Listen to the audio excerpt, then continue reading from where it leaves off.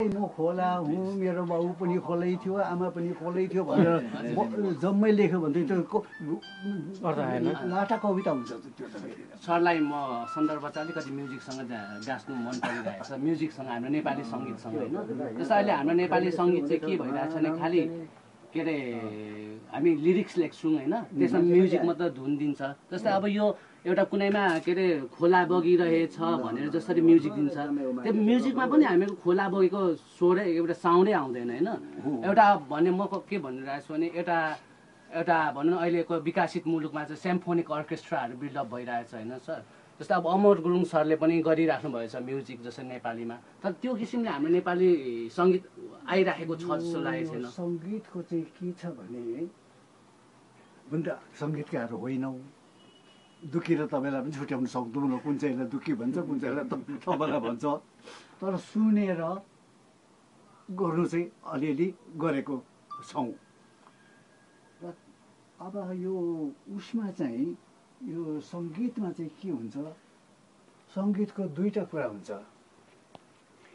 एउटा त्यसको विषयवस्तु, मैले एउटा डाँडाको विषयमा गीत गाएँ, डाँडामा गोठाला बसे घुमिहिँडेको घाँस काटेको, त्यो विषयवस्तु भयो, विषयवस्तु हुन्छ। तर त्यसलाई लेखेको कविताको फर्म हुन्छ, फेरि कन्टेन्ट्स र फर्म। कन्टेन्ट्स र फर्म त हाम्रो साहित्यमा त हुन्छै हुन्छ, बिना कन्टेन्ट्सको त फर्म नै हुँदैन हाम्रो साहित्यमा त। केही न केही कुरा लेख्नुपर्छ र त कथा पनि लेखिन्छ, कविता पनि लेखिन्छ, विषयवस्तु हुन्छै हुन्छ है। र कविता र म्युजिक र साहित्यमा यही भेद छ। साहित्यको चाहिँ कन्टेन्ट्स हुनैपर्छ, बिना कन्टेन्ट्स फर्म मात्रै लेख्न हुँदैन। तर सङ्गीत चाहिँ फर्म मात्रै पनि हुन्छ है, कन्टेन्ट्स चाहिँदैन।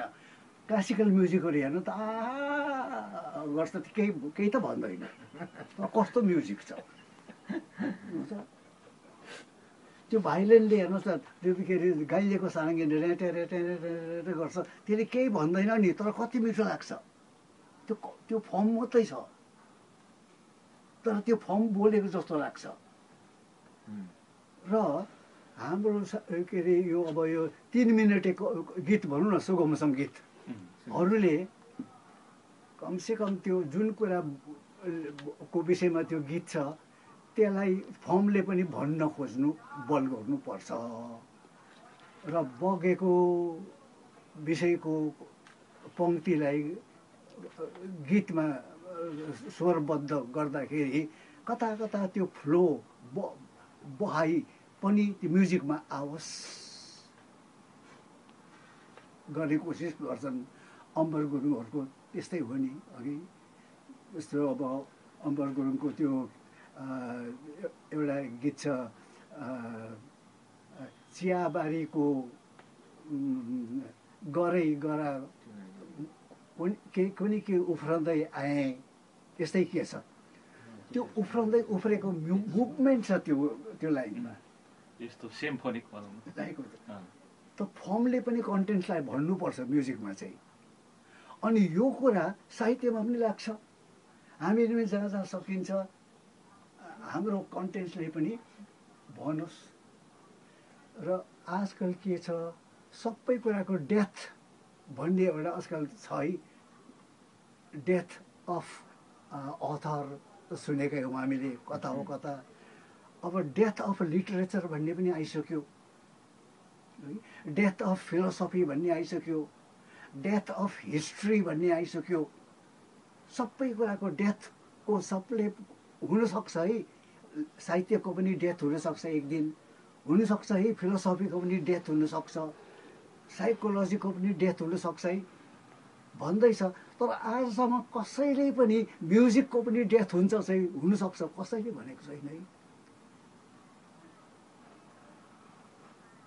यो कुराबाट किन कसैले पनि म्युजिकको पनि डेथ हुनसक्छ चाहिँ भन्दैन,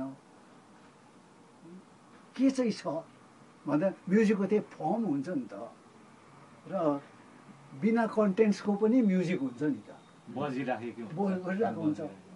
अन्त त्यो हावा खुरुरुरु स्याहार गरेर बोक्यो भने पनि त्यसले त्यसमा कन्टेन्ट त केही छैन, यो हावा बगेको मात्रै हो, तर मिठो लाग्छ, म्युजिक छ नि त गर्दा। अब यो हुँदा हुँदा यहाँसम्म भन्छ मान्छेहरूले, भोलि पर्सि त सबै संसारमा मेलमिलाप भइसकेपछि लडाइँ झगडा शत्रुता सबैको पनि अन्त हुन्छ, लडाइँ झगडाको पनि अन्त हुन्छ अरे, यहाँसम्म भनेको छ। एउटा जापानिज अथर छ, त्यसले एन्ड अफ हिस्ट्री भन्ने किताब लेखेको छ, हिस्ट्रीको अन्त हुन्छ भनेर हिगेलको कुरालाई लिएर एकदम लेखेको छ। त्यसले अन्तमा गएर के भनेको छ, संसारमा सबैजनाको अब लडाइँ झगडाको कारणहरू सबै मिलिसक्यो, अब केही छैन, सबैजना बराबर, सबजना सुखी भयो भने झगडा गर्ने कारणै छैन अरे संसारमा। भने पनि अरे फर्मको लागि मात्रै त्यसै पनि झगडा गर्छ अरे मान्छेले, बिना कारण पनि अरे झगडा त उहिले गरिन्थ्यो नि कि कसरी गरिन्थ्यो भनेर मारामारी गर्छ अरे। फर्म भन्ने कुरा यति साह्रो बलियो छ अरे। र यो फर्म हामीले साहित्य लेख्दाखेरि कन्टेन्ट्समा जति ध्यान दिन्छौँ, फर्ममा उत्तिकै ज्यादा ध्यान दिनुपर्छ फर्ममा। अब कुनै कथा लेख्दैछौँ भनेदेखि एउटा कथा त बनायो, अब आफूलाई सोध्नुपर्छ यसलाई म कुन रूप दिउँ, जुन रूपमा दिँदाखेरि चाहिँ यो अझ फोर्सफुल, अझ राम्ररी ठिक भन्ने होस्। त्यसै लेख्दा पनि हुन्छ नि, अब कुरा त सधैँ छ नि, तर त्यसको फर्म अर्कै किसिमको छ भनेदेखि घल्चाक घुल्चुक परेको, तल्लै तला परेको कस्तो किसिमको फर्ममा त्यो लेखिएको छ भने त्यो कथाको इफेक्टै अर्कै हुन्छ, त्यो कथा नै अर्कै हुन्छ। र फर्ममा ज्यादा ध्यान दिनुपर्छ, कवितामा त झन् ज्यादा ध्यान गर्नुपर्छ, कथामा त त्यो दिनु पर्ला यसरी। ल आज यति नै कुरा गरौँ अघि। रेलगाडीसँग, हावाजहाजसँग, रथसँग अघि तुलना गर्दाखेरि अझ यहाँनिर अब यो एक किसिमले रथ भनेपछि पुरानो समयमा चल्ने चिज हो है अघि, त समय रथ भनेपछि अब हामीलाई मनमा आउँछ उसो भए पुरानो समयको केही कुरा पो अब अर्को लाइनमा भनिन्छ कि, किनभने रथसँग तुलना गरियो नि त।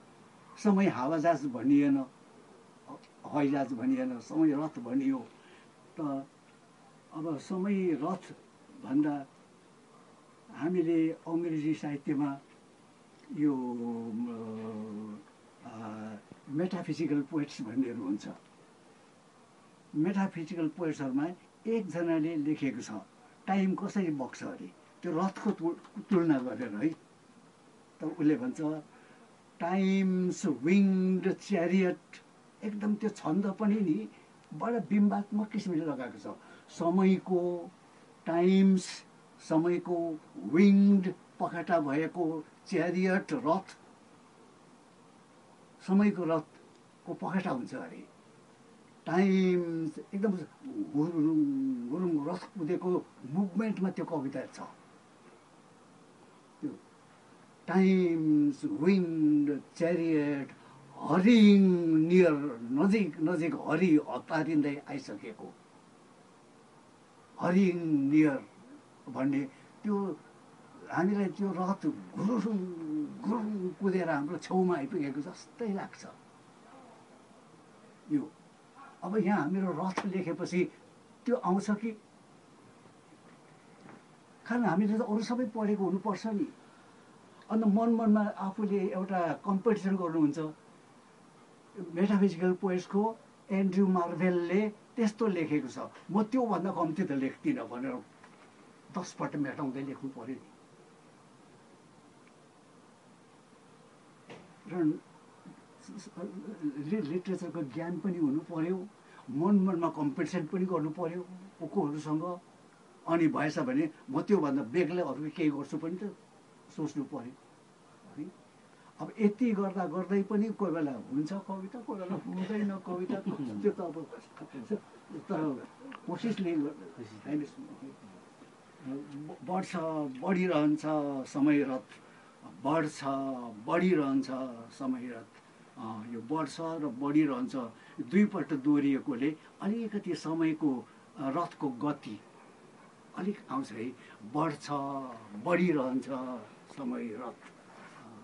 त्यो यो मुभमेन्ट आयो यो लयमा। अब छन्द त छैन, लयमा लय यहाँनिर हिँडेकै भयो समय रथ। अनि यात्राको आरोह अवरोहमा टेकिन्छन् वर्तमान।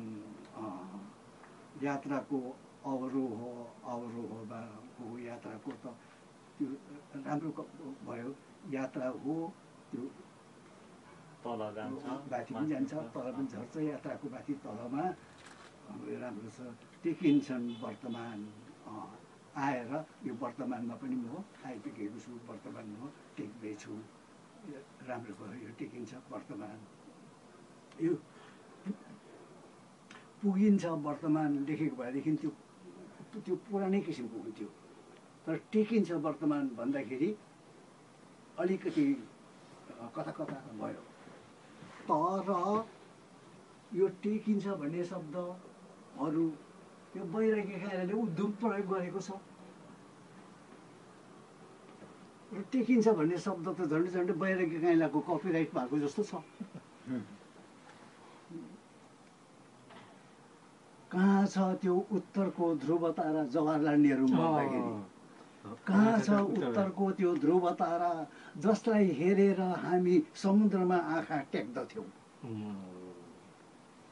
त्यो टेक्दथ्यौँ भन्ने शब्द त उसको पेटेन्ट भएको छ। अब त्यसलाई च्यालेन्ज गर्नु पर्यो नयाँ कविले त। त्यसको अर्को किसिमको बाङ्गो प्रयोग गरेर वा के गरेर उसलाई पछ्याएको चाहिँ हुँदिनँ म भन्नु पर्यो नि। त यहाँ टेकिन्छ भन्दा त बैरागी काइलाको टेकाइ नै जस्तो भयो। र यसरी हरेकवटा शब्दको लेखाइमा दुनियाँलाई च्यालेन्ज गर्दै लेख्नुपर्छ त। आफूभन्दा अगाडिकोलाई त विशेष गरिकन, तिनीहरू त हाम्रो शत्रु हो, गुरु हो तर हाम्रो शत्रु हो, के गर्नु। टेकिन्छन् वर्तमान र निधारमा अतीत बनेर डामिन्छन् समय रेखाहरू। निधारमा अतीत बनेर डामिन्छन् समय रेखाहरू। निधारमा अतीत बनेर डामिन्छन् समय रेखाहरू।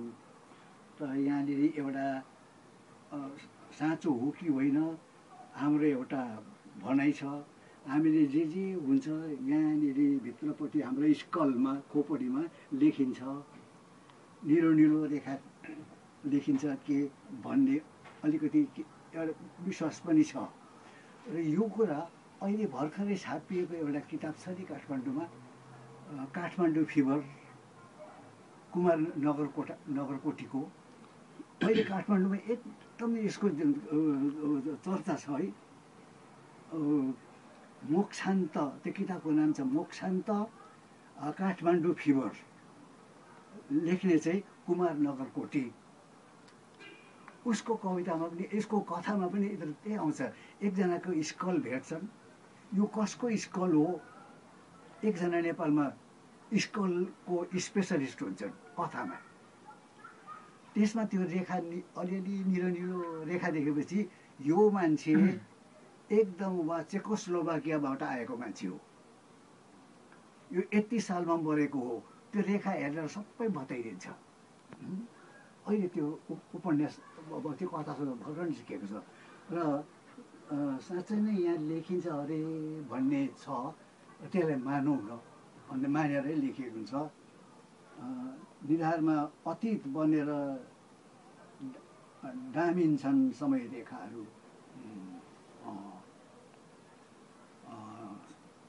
यहाँ यो समय रेखाहरू राम्रो भएको छ र निधारमा अतीत बनेर रेकर्डेड भएर अतीत भएर डामिन्छन्, यो शब्द राम्रो भयो कि कोरिन्छन् भन्नुभन्दा डामिन्छन् अलिक एक्सेस भयो नि त।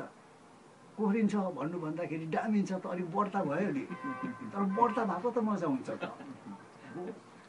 डामिन्छन् समय रेखाहरू, यो पनि अलिकति एक्सेस छ है। समय त रेखा भन्नु र तर बगेर गएको छ भने त्यसलाई रेखासँग तुलना गर्दाखेरि मिल्छ त अन्त ठिकै छ त्यो पनि है यसरी भएको चाहिँ धन्यवाद सरलाई तपाईँले धेरै लिनुभयो होला है।